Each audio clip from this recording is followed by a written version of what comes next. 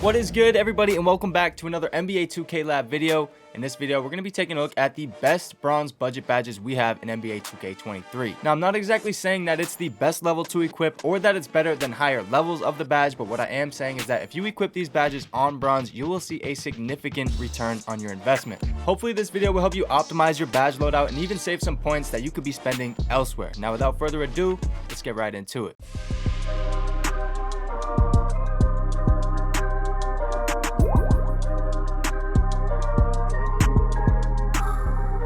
When it comes to bronze badges, no matter the tier, it can be very helpful to know which ones work well and which ones don't, so you can utilize your badge points to the best of their capability. Some badges at certain levels offer a sweet spot where you can get the best of both worlds by saving some badge points and getting similar effectiveness, and that's what this series of videos will be about. Now comment down below which badge level you guys want me to do next, whether it's silver, gold, or Hall of Fame. But to start off our best bronze budget badge video, let's take a look at the Amped badge. This is a badge that activates when your stamina bar drops below 50% and helps increase your make percentage in these situations. You'll know for certain that this badge will activate because your stamina bar will start to blink yellow, showing that you're officially in the amped range. Shooting a low stamina shot in general severely reduces your make percentage and also slows down your shot timing, so it's not the best idea to be taking these shots, but sometimes you're forced to, and this badge can greatly reduce the negative impact of low stamina. Looking at our chart, you can see roughly a 10% make increase around the center of the green window with this badge equipped even on the bronze level. With stamina being so important this year, it's a solid badge to equip, especially if you're a primary ball handler and like to dribble. I wouldn't make it a priority badge, but if you have some points left over, it could be worth equipping. For players 6'5" and shorter, it's a tier 2 badge, and for players 6'6" and up, it's only a tier 1 badge, making it even more valuable. Next, we have Anchor, and this is a badge that actually works really well on the bronze level. This is basically the Intimidator badge of last year, and I highly recommend that you at least try to get this badge on the bronze level at a minimum. The badge says that it increases a player's ability to block shots and protect the rim at a high level. And looking at our chart, you can clearly see the difference by just having this badge on bronze. The make percentage drops 16%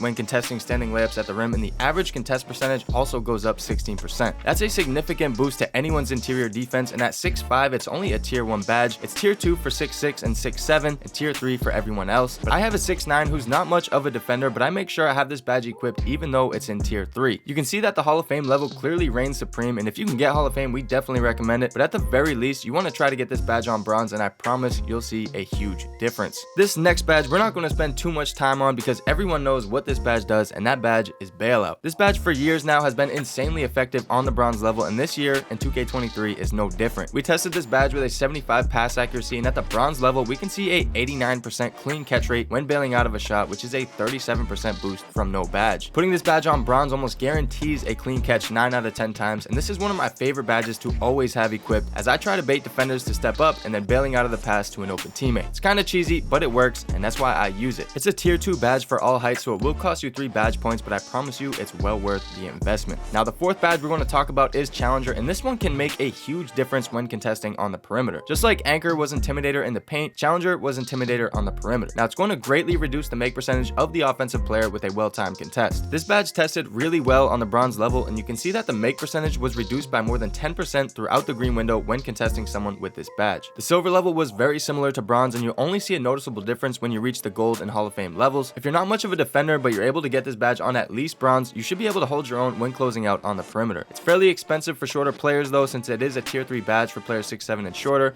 but it's well worth equipping if you can get it. It's not going to increase your contest percentage, but the effects will be felt having this badge equipped. Now, for our last and final bronze budget badge, we have Mini Magician, and in a game full of threes or dunks, the mid-range game does get neglected a bit, but this is actually one of the most powerful bronze badges we've tested because it's a tier 1 badge for all heights, and the boost is pretty significant and very similar to the silver and gold levels. It works on dribble pull-ups, post fades, and spin shots, making it pretty useful when navigating the mid-range area, and it provides a 10 to 15% boost in certain areas of the green window, and for a bronze badge, that's actually pretty ridiculous. Now, I never used this badge, but ever since we tested it, I've been rocking this badge on bronze and trying to incorporate more mid-range in my games to keep the defense guessing, and it's definitely worth the investment with 1 badge point. Now, those are the top 5 bronze budget badges, but I did want to have an honorable mention for the Aerial Wizard badge because not only will it help with alley-oops, but it does also unlock the ability of putback dunks. They buffed putbacks in a somewhat recent patch, so this badge could be something to consider. But if you learned anything from this video or found it helpful in any way, don't forget to drop a like, and as I said earlier in the video, comment down below which badge level you guys want us to do next, and I'll catch y'all in the next video. Later.